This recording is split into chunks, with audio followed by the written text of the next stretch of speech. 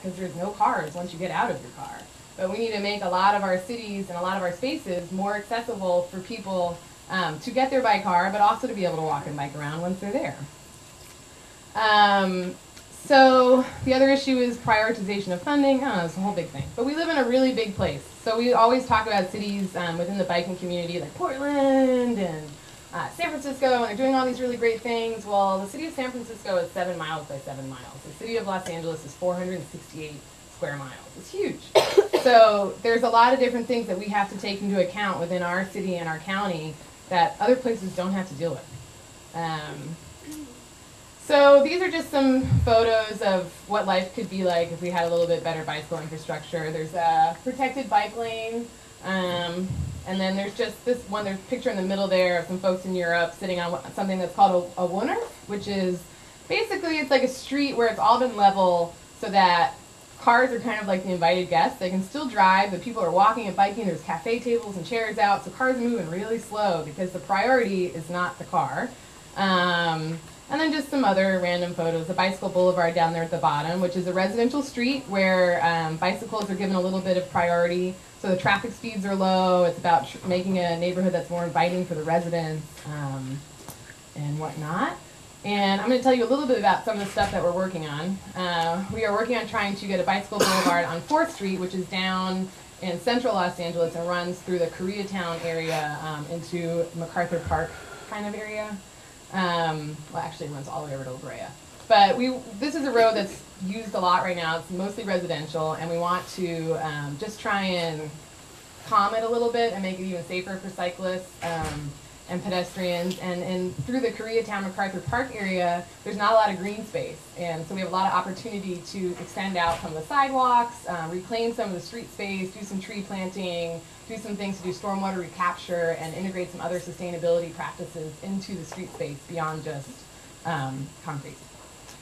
We are working on a project in Boyle Heights to develop 3 sort of pilot street projects where we're going to provide safer bicycle and pedestrian access, but also more community green space, and then also, like I was saying, with businesses, providing space so that if there's an unused parking space because of a red curb, because of something, I don't know, the city came along and painted it red, well, maybe that space could be pushed out a little bit and the sidewalk could be extended, and it would be a great spot for cafe tables or something so that the sidewalk could become more engaged as a public space.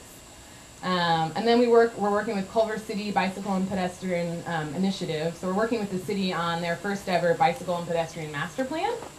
And then one of the things we did last year was we conducted bike and actually pedestrian counts for the city of LA. So we went out and we looked at 50 intersections and measured how many cyclists were coming through within a 2-hour period and how many pedestrians were coming through, and established a baseline for the city. The city counts cars every day through the loops in the street, but they don't ever count pedestrians or cyclists. So when you say there's a need for doing all this stuff, and they say, well, we don't actually know if anyone's doing that because we don't count it. And data is really, really important if you want to get anything done, because people like numbers. They listen to numbers. And then we worked on some transit access around the Blue Line stations in Long Beach. And then we have a program called City of Lights. This is catering to day labor immigrant cyclists. We go out and provide lights, safety education, legal information, and we also have just recently started. How many of you guys have heard of the Valley Bikery? Okay, Bicycle Kitchen. So the Valley Bikery, the Bicycle Kitchen, there's another thing called the Bike Oven, there's another thing called Bikerowave, all really funny words. But they are basically bike repair collectives. So you can go in and pay $7 an hour and someone will help you fix your bike yourself. You can get used parts, everything you need to fix your bike. So one of the things that we've noticed in working with our immigrant day labor cyclists is that many of them have bikes that are in pretty bad repair, the tires get really flat, they're running into issues, and their bicycle is the main way that they're trying to find work and support themselves and their families. So we were working with them and the Bicycle Kitchen and one of the day labor organizations called ADEPSCA to create a repair space, a collective repair space that the guys run themselves so that they can repair and fix their bikes and be able to find the jobs they need. So some of the things you can do: organize bike rides with friends, conduct walk and bike audits around your school. And it sounds like one of the professors, Zainab, is working on a project to sort of do some access and accommodation study for the campus, and I definitely recommend getting involved with that. Create your own bicycle advocacy group, so that could help support maybe that professor's work.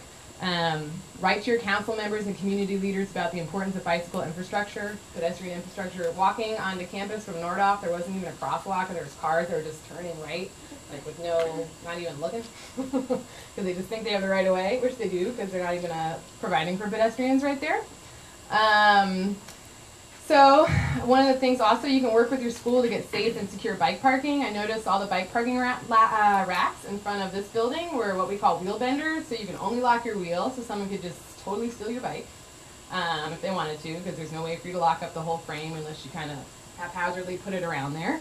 And just like people love free parking, because when you get to the end of your trip, you got a place to put your car. Good bike parking is equally as important as, well, I would say free parking is actually a bad thing, but because that incentivizes people to drive. But if we want to incentivize people to ride their bikes, we need to provide good quality parking. And as you can see here, work with your school, maybe do like a Bike 101 course, and I'm happy to put anyone in touch with a LEED certified instructor that can help you learn the rules of the road.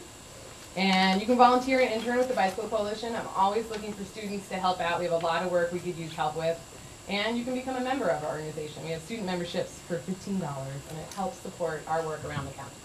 And that's my presentation, really fast. Okay, thank you very much.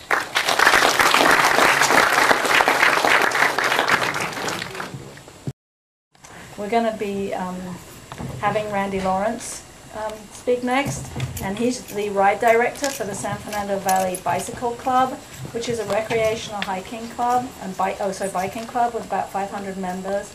He's an avid road and mountain biker, and he's a partner in a software development company called Absolute Advantage, and he's also a CSUN graduate.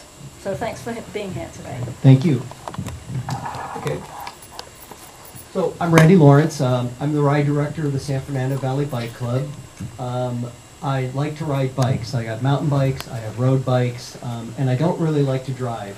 I've had a home office since 97, and if it weren't for vacations, I'd probably drive less than I actually ride. I'm going to talk about the nuts and bolts about riding, and maybe riding with us, not some of the advocacy issues that others are going to talk about. We hold rides every weekend and holidays, and we're a road riding recreational club, like I noted. Here's just a photo of one of our weekend rides. You can see what it's like. And then I have an action shot of me in Utah. I'm talking about our club. We are a recreational club. We have about 500 members, and we ride, as I indicated, every holiday and Saturdays and Sundays. And we actually meet at the B1 parking lot out here at 8 o'clock, so it's pretty convenient. For those who've not maybe comfortable riding on the roads or riding with a group of riders like us, we do